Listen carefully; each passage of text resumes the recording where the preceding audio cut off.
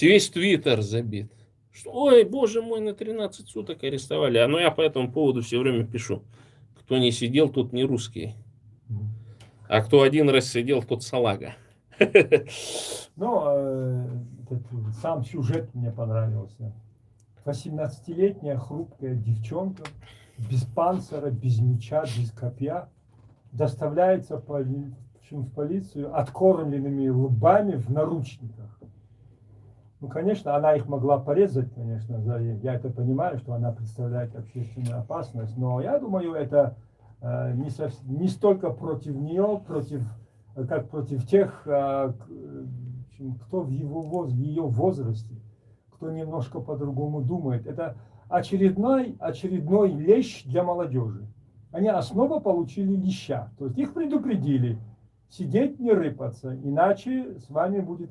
Периодически власть просто обязана напоминать голытьбе, что говорить то, что думаешь, не дозволено.